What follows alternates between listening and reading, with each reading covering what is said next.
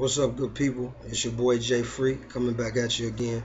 As usual, always just trying to open up the airwaves and enlighten people about the things that are going on, trying to help those that are still asleep to arise from that sleep and slumber. Um, in light of all of the things that are going on around us, especially right now with the Michael Brown case, everything that's happening in Ferguson, Missouri. My plea in this hour is that we must not allow ourselves to become complacent. We cannot allow ourselves to just fall back into the same regular routine that we normally do, where we fight for a week, and then the situation goes right back into exactly what it was before, and we continue to live as we've lived before the incident occurred. We must begin to pay attention to the things that's going on. We have to look out and dig deeper and pay attention to the things that's going on a world, on a grander scale than just Michael Brown. On a grander scale. This is a worldwide level. We must understand the war that we've been fighting in Iraq and Iran. We must understand ISIS and the things that are going on over there now. We must understand, the strategies that they are inducing over in Africa. We must understand, so many things. Ukraine.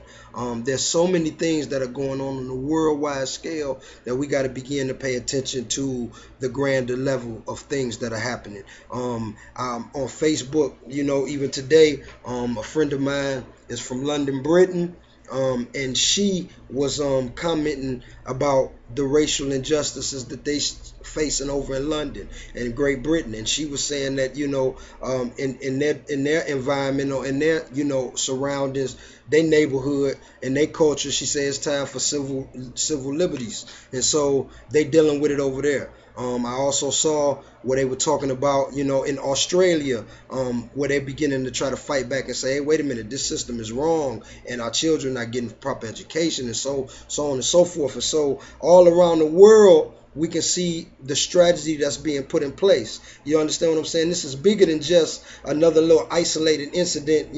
This is not just one single incident. This is the straw that finally breaks the camel's back. This is the season. Right now, we're in the season for those who understand astrology and understand, season and understand time and understand numerology and all of those things and how they play into what's going on. This is the season that we begin to wake up consciously, collectively. We wake up from our sleep. And so as a collective group, we begin to wake up from this conscious sleep. And that's conscious sleep because, as the word I've used before, we're sleepwalkers, meaning alive, walk, moving, but unaware completely of what's going on around us. And so as we collectively begin to wake from our conscious sleep, we begin to finally see what's going on. We begin to finally see, you understand what I'm saying, that we exist in a system of white supremacy racism. This is no longer just conspiracy theory. It can be no longer just dismissed, as just propaganda, but there's so many signs, so much evidence that sits before us now that lets us know that we exist in a system of white supremacy racism. White supremacy racism, for those that seen Hidden Colors, I know the sister hit on it very well, and some of the other brothers that was on the video as well, and they let us know basically racism is not a one person not liking another person. Racism is a mindset. It's a psychology. And so what happens is, throughout the history, I've hit on it on some of my other videos. It's a brainwashing. People are racist without even being aware that they're racist. And so it's embedded into the fabric of our culture and embedded into the minds of our people, racism. This is why when we have conversations, people always say, when somebody mentions a certain incident, they'll be like, oh, I bet that was a white boy, I bet that was a black girl, or whatever, because it's connotations that's attached to, the stereotype, because racism is embedded in our mind. We look at white people different than we look at ourselves. White people look at us different than they look at themselves. Asians and Latinos and so on and so forth. It's embedded in the fabric of our culture. And so as we begin to understand the root, how racism works, and understand its mind state, meaning this is why blacks don't like other blacks, and this is why a lot of blacks don't like themselves, because racism has been embedded. It's the history that has been stolen, the truth that has been stolen, and the lie that have been replaced with the truth that says that we were animals in the country running around naked like wild animals, like baboons, until this civilized Caucasian people came and rescued us, from our wilderness, and they brought us civilization. However, that's the lie. And so then they gave us their white God, their white Jesus, and we began to worship their white God and their white Jesus, and we've accepted this indoctrination. And so naturally, subliminally and unconsciously, when your vision is that God is white, then naturally that means that you would view all white people in a higher sense than even you would view yourself, because you view them as God. You look at yourself as the animal, and you accept the lie that the oppressor has given down to you. This is where racism comes in. But that's not what I wanted to be my focus today. We are aware that racism exists. Like I say, this is no longer can be hidden as conspiracy theory. It can no longer be, just wiped under the rug as propaganda. It is very clear and evident that we exist in a system of white racism, supremacy. There's so many incidents and events, and it's not just limited to Michael Brown and Ferguson, Missouri, but this was just the event that was necessary for the shift of the atmosphere, the paradigm shift that has taken place. Other information that I've received through research and so many other things, I've spoken before about how the police and the government have been issuing police departments since like 2005, 2006, military grade equipment, preparing for something. FEMA camps, preparing for something. But now other evidence begins to surface as well. From the year of 2000, the police departments have to submit all of their statistics to the federal government each year. And so the statistics that exist now, when I saw this was a young lady that was on a news report that was actually giving this information. But between the year from 2006 to 2012, a white police officer killed a black man twice a week. Now, those are the ones that were reported that we know about. We talking about Michael Brown, and we talking about Trayvon Martin for a span that has been recorded, and we know it's been more since then. But for the span that was recorded from 2006 to 2012, a span of 6 years, a white officer killed a black man twice a week. That's not limited to Michael Brown. That's not limited to Trayvon Martin. It's clear evidence of what they are trying to do in eliminating us and wipe us out as a people, even by making us fight amongst ourselves. And it's so evident the things that are going on. And so as these things begin to go on, and now evidence is clear of the white racism supremacy that is over us.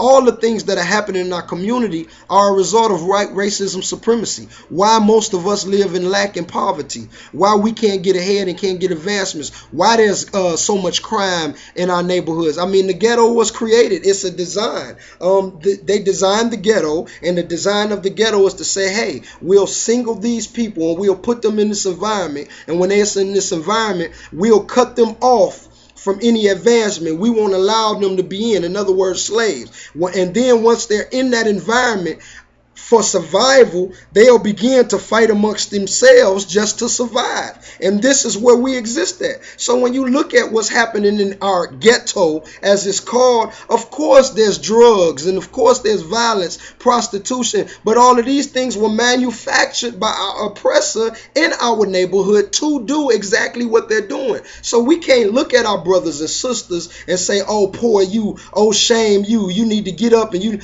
it's a blindness. It's a psychological warfare. They don't understand the bondage that they're in. They don't understand how serious it is what they're locked in. But the real problem, or the real issue, is with those of us that are conscious, those of us that have even an inch of awareness, and we continuing to live every day like it's just regular. We going on our regular day-to-day business. People still going to work. People still, worried about their money and worried about their bills, without paying any attention to the vibrations of energy that are being transmitted in this very hour. Our ancestors are telling us what's going on. on. We see and we understand the time and the season that we're in. And so it's up to us to begin to try to help wake up our unconscious brothers and sisters. It's up to us to begin to unite together on the front in the stands and not hide in secrecy and not hide behind closed doors. I myself am a former preacher. I joined the church in the year of 2001. I was licensed and ordained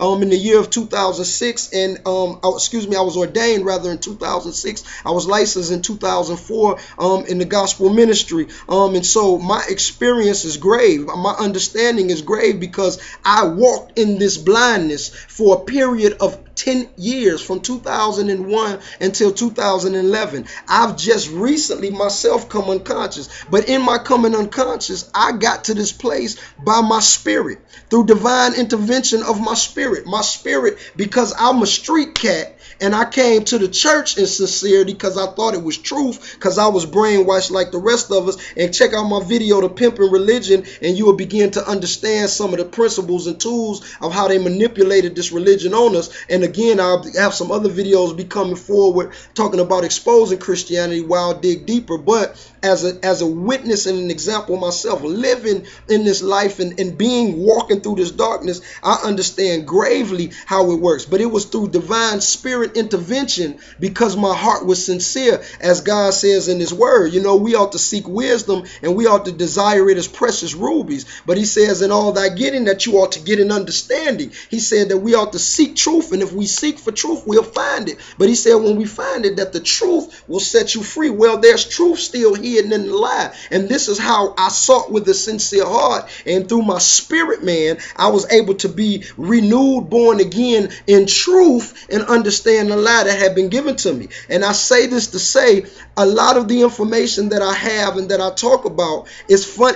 As I watch videos like Hidden Colors, and now that I'm conscious, I begin to network and meet other people. I find it amazing, and I'll be honest with you, I'm a little upset because I was thinking I was crazy out here when I was leaving the church, coming into knowledge and coming into this information, because like I say, I was being guided by my spirit, meaning I was finding this information on my own with no idea or understanding of even what I was looking for. But as I began, like I say, now that I'm in the place of consciousness, now I realize that there's people that have had this knowledge and information for decades, and they've been hiding on it in secret societies and what blah blah blase and keeping it from us. And I'm appalled and offended myself, because y'all should have been trying to help to free me and the rest of our brethren and sister from this blind maze that we're in. But I have no beef, no gripe, no complaint now, because now it's about us coming together on a unified front. But in light of everything that's going on with all of this stuff, the vibrations of energy are letting us know the hour that we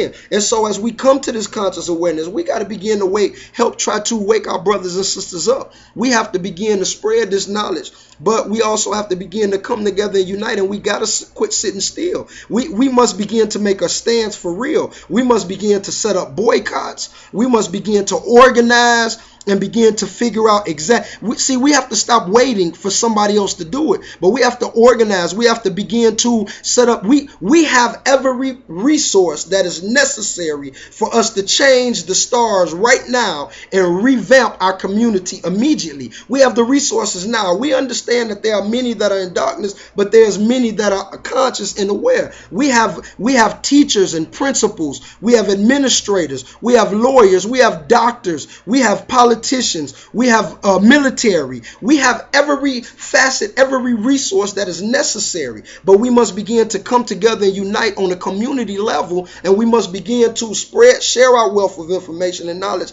and stop keeping it secret, so that we can begin to plan on setting up schools of our own, setting up our own bank system, our own hospital, setting up our own resources, our own communities, like the Black Panthers did in the 60s, as they were starting to set up certain things that still exist now, like the WIC programs and such not. We need to begin to boycott. We need to begin to establish our own immediately. We have enough money within our community. We have enough of every resource that is necessary. We already have in our community. However, we're divided and we're split amongst ourselves, and we're not working together on the united front. We must begin to share the love. We must begin to speak to one another. We must begin to put aside our differences and realize the greater cause of what's going on, and we must must pay attention to the vibration patterns that are taking place in this hour and realize this is not an isolated situation to just Michael Brown. This is not just about the police,